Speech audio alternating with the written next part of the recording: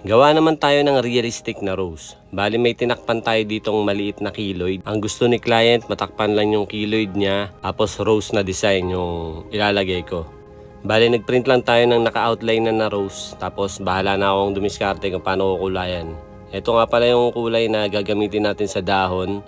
Yung dark green at saka itong parang army green na kulay. Tapos yung red na to, magkaiba yan. Isang dark red, isang normal lang na red. Bali yan naman yung ikukulay natin sa rose. Tara, simulan na natin itong pyesa na to. Bali itong pinanglalining ko sa dahon. Ang gamit ko dyan, 5RL. Tapos yung dark green na ink na pinakita ko kanina. Dito sa pyesa na to, gumamit din tayo ng black. Tapos meron din tayo medium wash, tsaka light wash. So, itong dahon na ginagawa natin, yung mga ilalim na part o yung mga pinakasagad na kinulay natin dun sa kulay ng dahon, may mix yun ng green at saka ng wash. So parang mas madilim yung kulay kesa doon sa dark green lang. Parang magiging tatlong kulay yan yung pinakadahon natin. Isang dark green na may mix ng wash, tapos blending ng dark green, tapos yung army green yung panghuli. Tapos mamaya i-highlight natin yan para mas makita yung mga detail ng dahon. Kung mapapansin nyo rin, yung pinaka-kinover up natin na keloid, tinapat ko lang din siya dun sa may green para maging dark yung pinakakulay. Medyo matatabunan talaga yung pinaka-keloid kasi yung keloid medyo kulay dark brown yung kulay.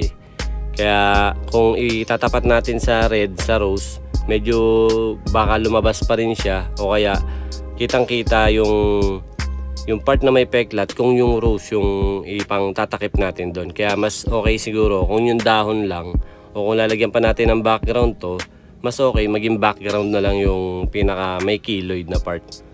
Dito naman sa pinaka petals ng rose, kung makikita nyo, nagkulay ako dyan ng parang maroon na kulay. Yun yung pinaka dark na parang mga nasa sulok o nasa ilalim ng mga petals. Kinulay natin dyan dark red na may mix ng wash din. Ang kalalabasan nun parang maroon ng kulay o kaya dark maroon o deep maroon.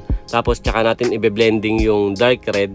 Tapos be-blendingan din natin ng normal na red. So yun yung mga transition na gagawin natin dito sa rosas na to.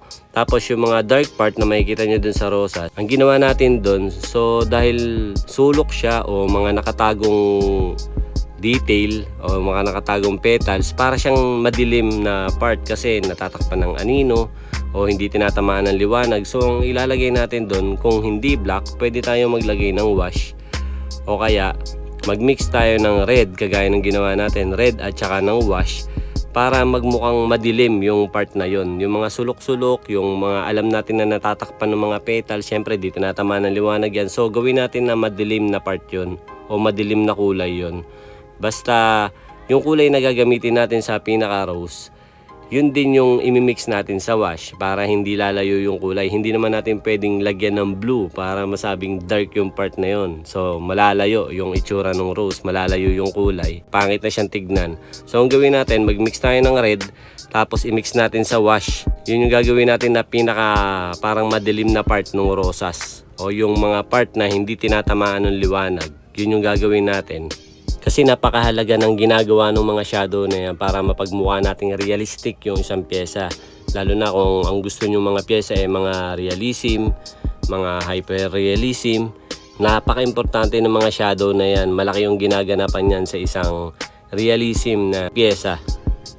Bali dito halos patapos na tayo. Ang pinakagagawin na lang natin, itong pinaka-highlight ng parang water drop na kasama dito sa pyesa. So binuhay na lang din natin siya. Ginawa natin ng diskarte para magmukha siyang tubig na nakapatong dito sa mga petals ng rose. Natakpan na rin natin yung pinaka-keloid na pinaka-target talaga natin na matakpan. So hindi na din siya halata. At yung sakali din na maisipan ni client na padagdagan tong pyesa na to, pwedeng pwede kasi halos naka-ready na rin o nakaabang na din tong design na to para sa mga pwedeng idagdag na mga susunod pang pyesa.